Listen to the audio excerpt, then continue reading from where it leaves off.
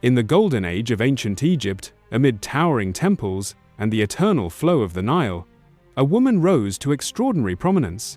Her name meant, "The beautiful one has come." Today, she is remembered for her legendary beauty, but in her own time, she was a revolutionary figure. This is the story of Nefertiti, Queen of Egypt, wife of Pharaoh Akhenaten, and perhaps even a ruler in her own right. A woman who stood at the center of one of the most turbulent and fascinating periods in Egyptian history. To understand Nefertiti's life, we must first picture Egypt in the 14th century BC. The kingdom was at its height, powerful, wealthy, and respected across the Near East. The people lived in mud brick houses clustered near the Nile, working the fertile fields, fishing its waters, and worshipping a vast pantheon of gods. Amun of Thebes, Ra the sun god, Hathor, Isis, Osiris. The great temples were not just centers of religion, but engines of the economy, employing thousands of priests, scribes, and craftsmen. The royal family stood at the very top of this society. Pharaoh was seen as a living god, a divine intermediary between the heavens and the earth. Queens were usually revered, but Nefertiti would come to occupy a place that was truly exceptional. Nefertiti's beginnings are mysterious. She may have been the daughter of a high-ranking courtier who later became pharaoh. Others speculate she was of foreign, possibly Mitanni origin. Without inscriptions naming her parents, her true origins remain unknown. What we do know is that she married a prince named Amenhotep IV, who would later become known to history as Akhenaten. Their union was not just a personal bond, it would redefine Egyptian religion and politics. When Akhenaten came to the throne, he launched one of the most radical experiments in Egyptian history, the worship of a single deity, the sun disk, Aten. For the first time in centuries, Egypt's complex pantheon of gods was abandoned, and the powerful priesthood of Amun, which had dominated politics and wealth, was sidelined. Temples to familiar gods were left empty or dismantled, and traditional religious rituals were replaced with open-air ceremonies praising the Aten. To house this new order, Akhenaten built an entirely new capital from scratch, Akhetaten, modern-day Amarna. Temples, palaces, and residences rose along the Nile, designed to glorify the sun disk and place the royal family at the center of divine favor. For ordinary Egyptians, this was both dazzling and disorienting. Centuries of tradition had been overturned almost overnight. But how did the people of Egypt respond? Reactions were mixed. At court, Aten supporters and royal officials embraced the new order, their status elevated by the king's favor. Artists and workers may have marveled at the grandeur of the city and temples, proud of their role in this unprecedented project. Yet the powerful priests of Amun, whose temples and wealth were sidelined, resented the reforms. Ordinary Egyptians, accustomed to worshipping a rich pantheon through familiar rituals, were often confused or alienated by the sudden emphasis on Aten alone. Evidence suggests that outside Amarna, many continued traditional practices quietly, hinting that not all were willing to embrace the revolution. At the heart of this upheaval stood Nefertiti.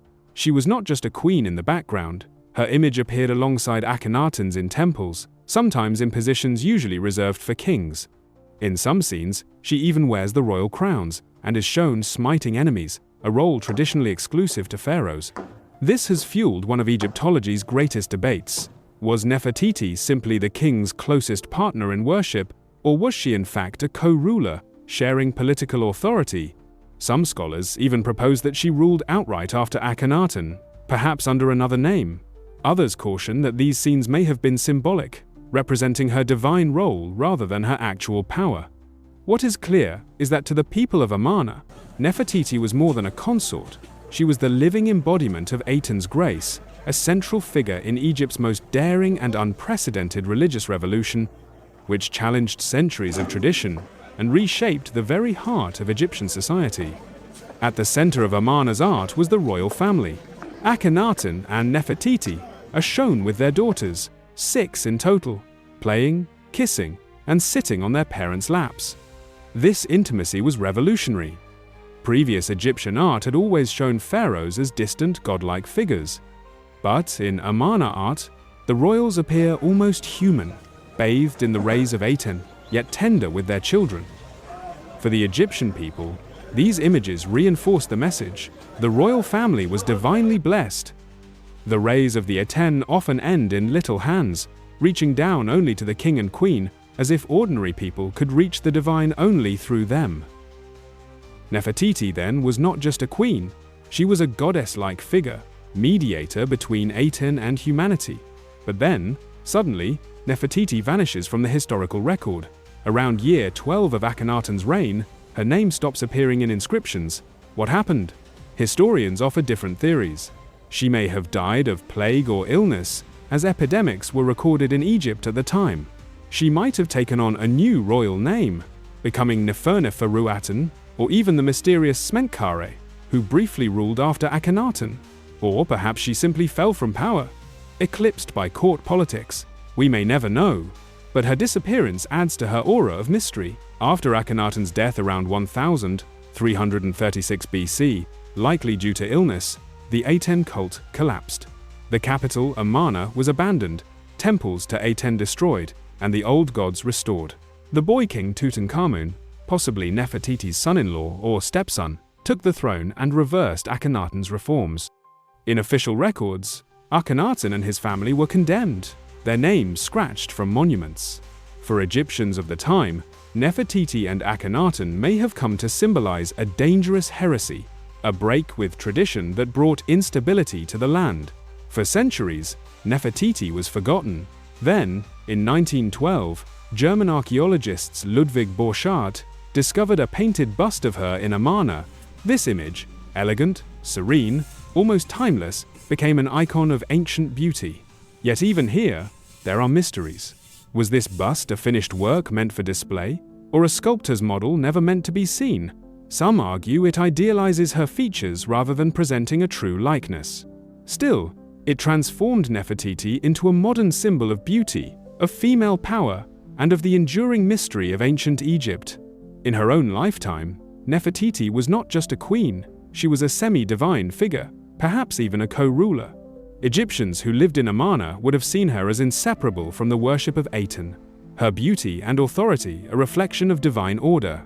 But outside of Amarna, among those loyal to Amun and the old gods, she and Akhenaten may have been viewed with suspicion, even hostility. For them, the queen and her husband were revolutionaries who had turned Egypt against its own traditions. This duality, beloved by some, reviled by others, defined her life and shaped her legacy. Nefertiti's story is one of contradictions. She was both queen and, perhaps, pharaoh. She was adored as a goddess, yet later erased as a heretic. She was remembered as the most beautiful woman of her age, yet much of her true life remains hidden in shadow. More than 3,000 years later, her image still captivates us. Nefertiti remains an enigma, an eternal queen whose beauty may fade in stone, but whose mystery will never die.